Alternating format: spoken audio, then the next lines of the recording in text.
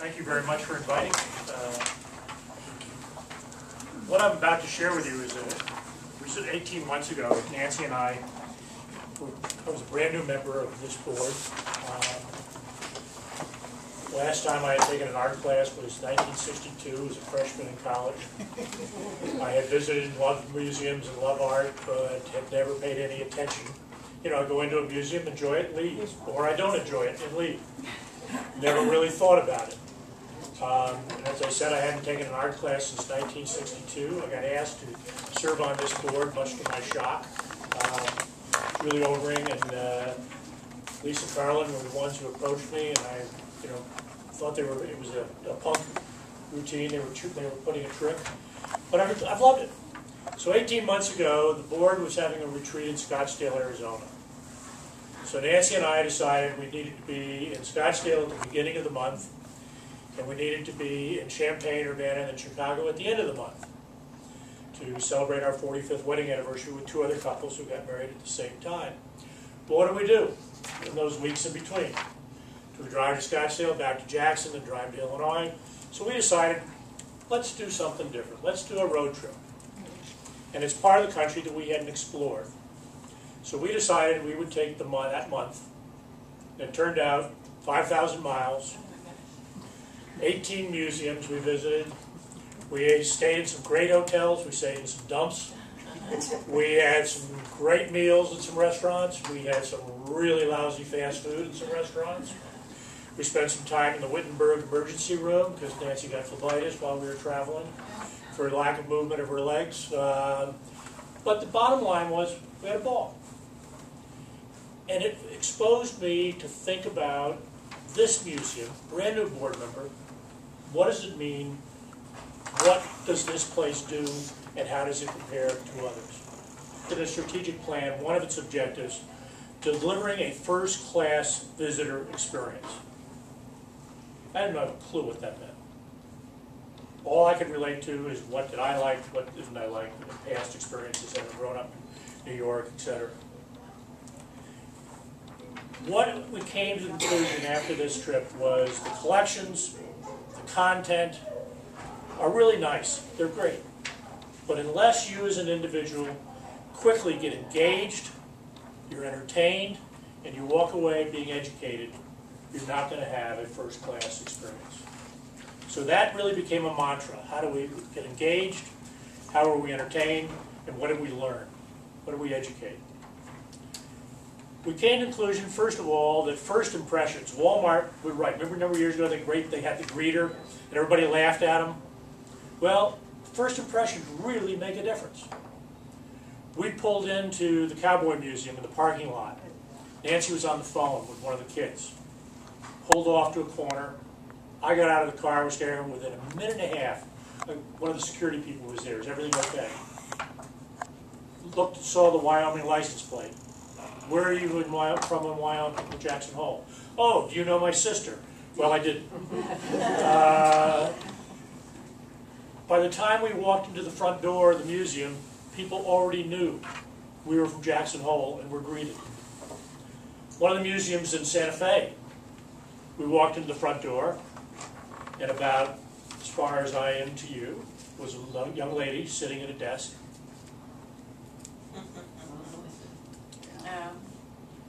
We don't give discounts to seniors. Great welcoming. Collections suck too. So the parking, how convenient was it? One of the museums in Taos, the parking lot, you couldn't find the front door from the parking lot. When we went to the University of Illinois Granite Art Museum, the Granite Art Museum, that used to be a dominant, when I worked for the University of Illinois 45 years ago, that was a dominant piece of architecture on the campus at Champaign. It's buried. The parking lots now have 20-story buildings. The doors, there's 2 entrances, no signs. And so literally in a rainstorm, we walked around the block 3 times before we could figure out how to get into the building. Of course, Nancy by that point was absolutely irritated wanting to get back to the car. And I still wanted to go in. So how easy is it to find the front door? And I'll relate to my first experience at this museum. parked in the parking lot, walked in the front door, didn't see the staircase, couldn't figure out what the heck, what it was, turned around and walked out. And I didn't come back for years. So that entrance, how does it engage you? How does it involve you right away? We found it critically important. The greeting at the front desk, you know, and Maggie does a great job, but it just really, again, people ask information. George O'Keeffe Museum, first question, where's your what zip code? Have you ever been here before? Well, again, Jackson Hole. Do you know so-and-so, this, that? We love going up. Every summer we make a trip going up there. You know, here's something in the museum that relates to your museum. And so people who really, those front desks, who made connections, or at least made you feel welcome, really made a huge difference in terms. So what we found out is generally people want to know our zip code, where is that if they didn't know it, what did we know about the museum, had we ever been there before. They were looking to make a connection with that museum, with your past experience, so that it would be a better experience. When they gave you information, a map, a floor plan, things like that, really, or at least offered it to you, it was really helpful. What is the story? How is it told? And I just mentioned floor plan. A couple of museums we went into were confusing as can be. The Millicent Rogers in Taos, there was an article about a specific piece of work that was really important to see. Well, we went through the floor plan and couldn't find it. Went back to the front desk and said, well, I read this article and we're looking for such and such a piece. We couldn't find it. Woman looked at me like, well, what do you mean it's in such and such a gallery? So she got up, walked with me, and went, oh my gosh. What I thought was a wooden panel leaning against a wall was a door into another gallery, except it was closed. And there was nothing to indicate that, so it took a while for us to find that. Another one of the museums, I noticed there was a line in the floor. And so I asked about it. I asked one of the volunteers. Oh yeah, that's a potential map of how to walk through the museum, and it tells the best story. Right into the floor. Really fascinating. But those that gave out maps, those that gave you some sense as to how best to enjoy or learn from the museum, it made a real difference. Signage. Now you've noticed how many times I put my glasses on? Yeah. Signage was a huge issue. If it was about here, and it was big enough to read, it was great. But that wasn't enough. Some of the signage would have the name of the painting, the artist, some code, you couldn't figure out what it was. Ours is what year and who it came from, etc. The best ones told a story. They told something about the artist, the painting, or a context of what was going, so that it pulled you in to be looking at the art. Some of the signage, again, one of the Millicent Museum in Taos, had a tiny little number next to every piece. And, okay, if I really got up close, I could figure, okay, that's number 17. Now, what is number 17? Well, down on the floor level was a panel. 1 through, 17, pottery by so-and-so. Well, it was meaningless. You couldn't tell a story. But when the signage pulled you in and told the story, it was great. One of the museums, I was very intrigued. The signage was a little lower and the print was bigger.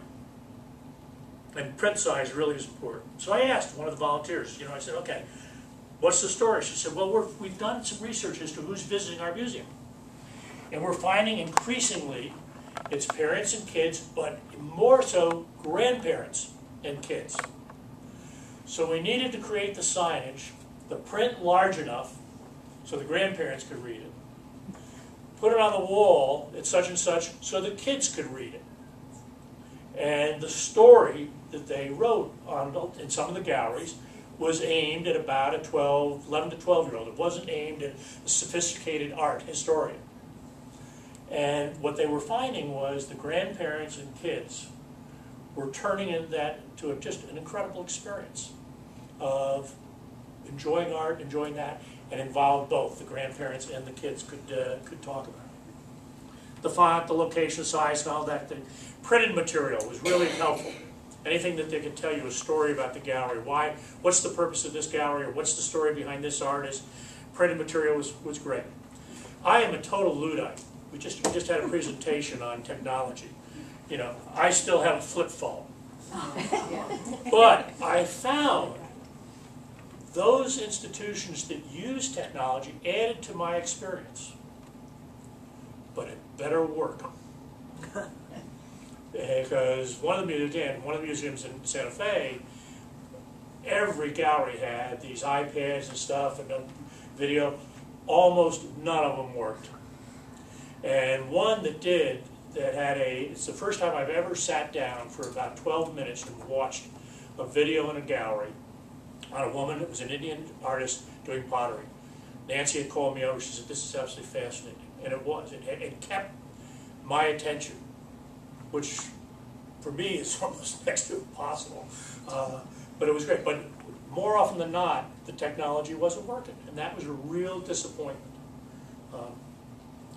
Docents, volunteers, absolutely could make or break an experience.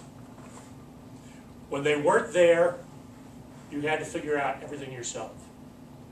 When they were there, they were a great resource. However, there were, as I said earlier, experience of restaurants. Some were good, some were bad. We had some experience with some volunteers good, some not. What we found was we started asking questions. And one of the things we found out, the best docents, best volunteers really had done some training. One of the museums, you had to spend 6 months as a trainee with a full-fledged docent or volunteer. You had to attend a college-level class that was 12 weeks on art history. Then for 3 months, you then led the tours, but you had somebody go with you. And so by the time you had completed this college course, 9 months of training, boy, the knowledge was great. But even more important, in my view, is they had learned during this period of time is how to tell the story. They had made it interesting. They made, and they took the time, where are you from? What's your interest? Why are you in this museum? Again, so that they could then relate their experience as a docent or as a volunteer so that it was meaningful to you. And it really, really made a difference. The building was always nice. Interior is more important than the exterior. But again, is there a best way to navigate? What about lighting? Some galleries were very dark. Some galleries, you walk in and there was no place to sit. Crystal Bridges down in Arkansas, absolutely spectacular building. This is the Walmart. She put $65 million to build it, an $800 million endowment to maintain it. Spectacular exterior. The interior, no place to sit. The walls were curved and moved in and out, and you couldn't figure out, it took me a long time to figure out the story. What was the best way to navigate? So that, thinking about lighting, thinking about seating, the amenities were something that added something special. The bookstore. And many of the really good museums, you couldn't get in or get out without going through the bookstore. Or the gift shop, or whatever. The Lincoln Museum in Springfield, Illinois, you can't get out until you've gone through the gift shop. They have a 90% sale rate of people who attend buy something. And their postcards aren't 35 cents. It's just was incredible what they did there. The cafeteria. And one of the things that I've come to the conclusion that women appreciate what I'm about to say much more than men do, restrooms made a huge difference.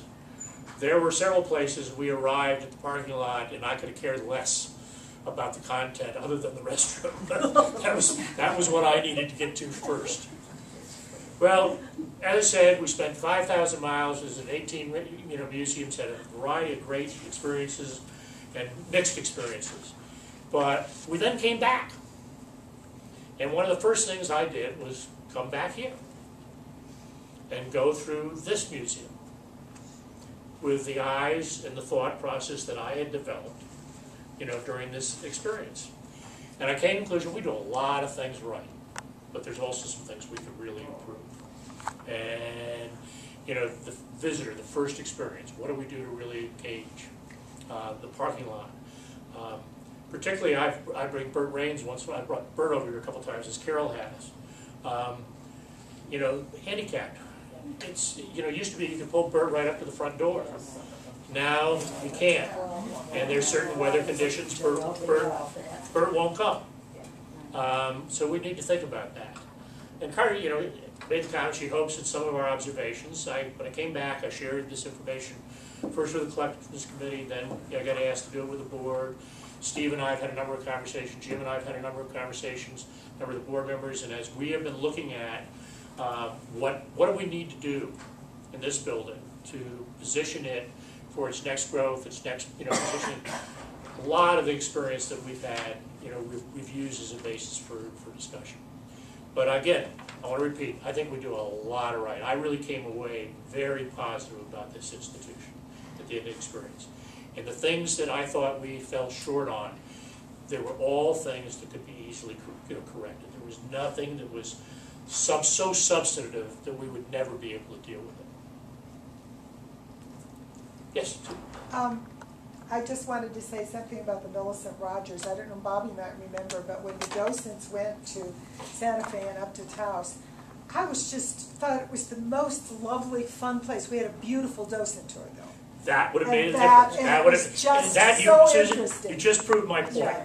Because the docent, in my view, could absolutely make or break. We did not have a docent. There was not. I mean, the only person there that day was a person at the front desk who was also trying to keep an eye on the bookshop that she couldn't see directly because she also had to deal with the bookshop. And I think if there had been a docent there, one of the other museums in Santa Fe, the Indian Museum of Indian Arts and Culture, had about 4 different docents in different rooms. There were about 6 or 7 rooms, and one of them, was doing 2. One was in a room by themselves, and it made a difference. And you could see in one room there was one couple that was dominating this poor docent, and you could just see she was looking at everybody else, trying to figure out how do I get to these other people in the room to ask their question, and this one couple just absolutely just wouldn't let her go. So I have a little empathy, and I'm sure that happens to you guys once in a while. 2 other things that will impact if we do expand this museum. The Museum of the American Indian in Washington, it's just so horrible in the way it's done that it's just the most disappointing thing ever. And one of the things is the technology, which you were referring to, is there were little iPads around, which was the only way you could have any information on the display, and there were all these school kids, and if you just stood there and you stood there and you stood there and you could never get near any of the information. The second thing is what you said about Crystal Bridges was kind of disappointing, because I've noticed in a lot of additions onto museums, they're done for the architecture and not the art. So I hope if we do expand this, the expansion is for the art, not to say, look what a great architect. First of all, Crystal Bridges was a spectacular museum. It took me a while to figure it out. I agree with you, the architect was dominating. Yeah. Number 2, your question on technology. The museums that I found really did the best used multiple ways of telling the story. Very early in my career, I did some speech writing, and I happened to sit down, had an opportunity to sit down with one of Ronald Reagan's speechwriters. And he really made an interesting point to me. He said when he writes a speech for the president, if he's making a point, he will make that point 3 to 5 times, but in different ways. Because there are some people in the audience who want statistics and who want numbers. There's some people in the audience that like emotion. There's some people, you know, and he tried to focus on what did Reagan want to say, but also what was the listener going to hear. And listeners hear different things based on how they perceive things. Same thing is true for our visitors. And so those galleries that had signage by the artifacts, had signage as you went into the gallery, maybe used iPads, maybe used videotapes. If there were multiple ways of telling the story, you would see people gravitating.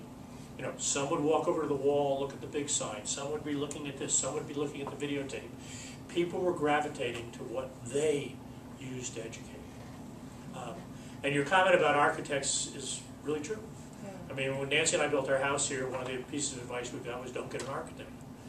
If you know what you want to build, build it. Get a good construction company, you know, log home, that kind. But an architect will build their house, not yours. That's not true. Along these lines, relating to an There's probably two architects. There's two very architects that just teed off. Architects vary, I guess. An experience I had out of the LSR, we had a visitor who was blind and walked in and she said, "What do you have here for me?" And I kind of said, "Well," and then I started thinking, what do we have? And I took her over to the map and I took her where the field or tactile board we had there. But I was thinking here, I don't know how many, if we ever have a blind visitor, but You do. You've got somebody in this room who's experienced that. so what do we have, as we're planning all these things, and people do learn from all kinds of ways. Former teacher, that's one of the things we always had to deal with, was all the different learning styles. But what do we have? Do we have things here people can touch?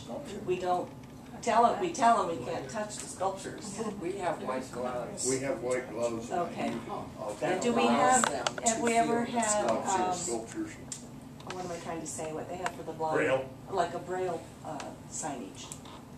Do we ever do any, maybe we don't have that many visitors to demand that, but it just occurred to me when you were mentioning the different learning styles. What do we have? Usually say the docent and white. Well, I was going to say, let someone in the corner over here share his experience. In October, I had three of my daughters and a daughter-in-law to come to visit me, and I brought them to the museum. Now, one of my daughters had been totally blind since birth. And so I went to the desk and I talked to Maggie and I said, "Hey, is there some way that my daughter can see some of the artwork in the museum?" She says, "Let's get Bob Martin up here." They brought Bob Martin up to the front.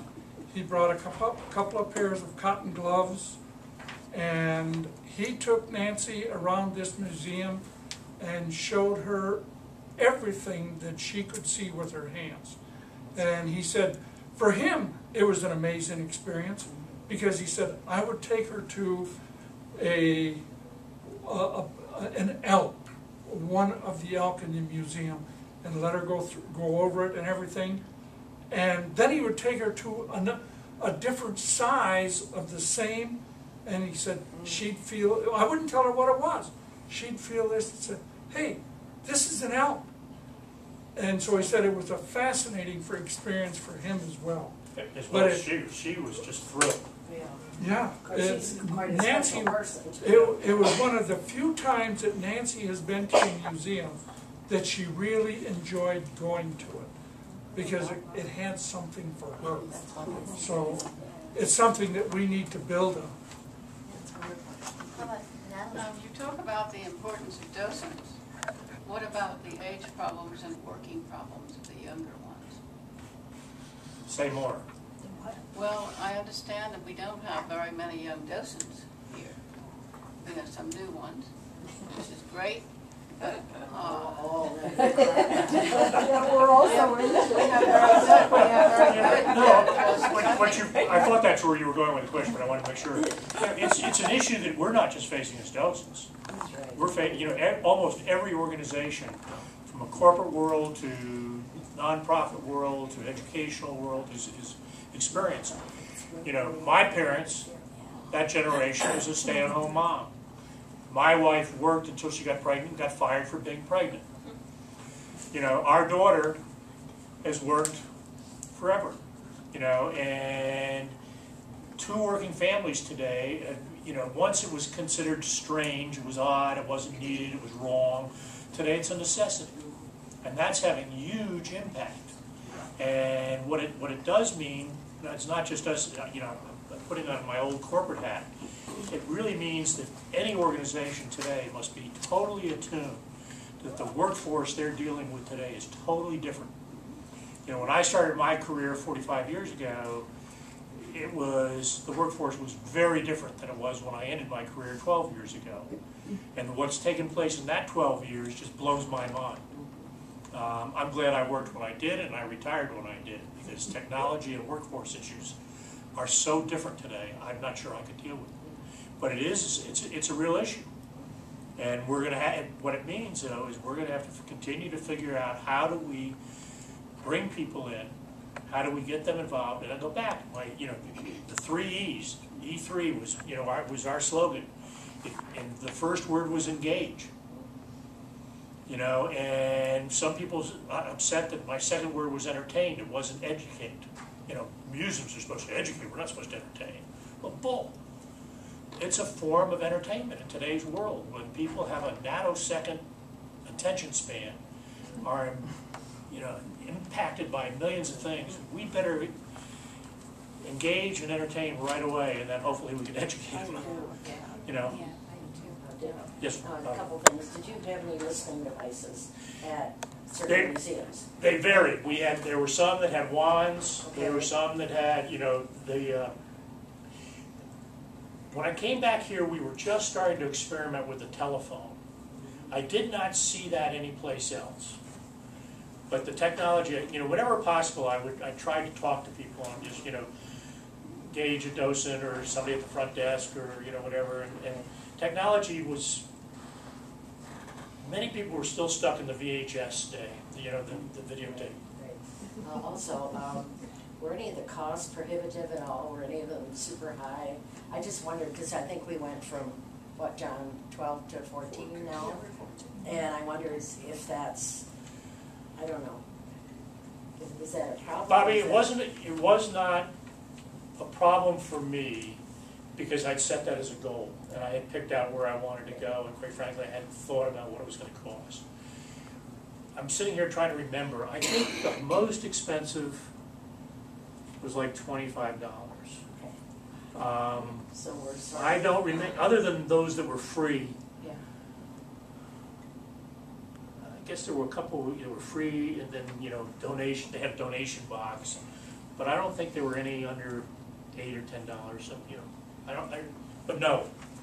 Would it impact others? Yeah, I'm sure it does impact some others. And there was, maybe I can get with Jennifer, and maybe she can come to the next quarterly meeting, but there's been some really interesting information that has come out of the two Morey group, or Morey group surveys that happened this past summer and the summer before. Yeah. And one of those things did touch on cost, and so the decision to increase the admission price was informed by that survey, and the survey basically said that, I don't remember the percentage, but something around like 70% of people found it to be a good deal. So it's a little bit tricky, you don't want to tip it too far, but what that meant to the admissions folks and to Jennifer was that we could stand to raise it a little and people would still do it. Do we have a day when the museum is free?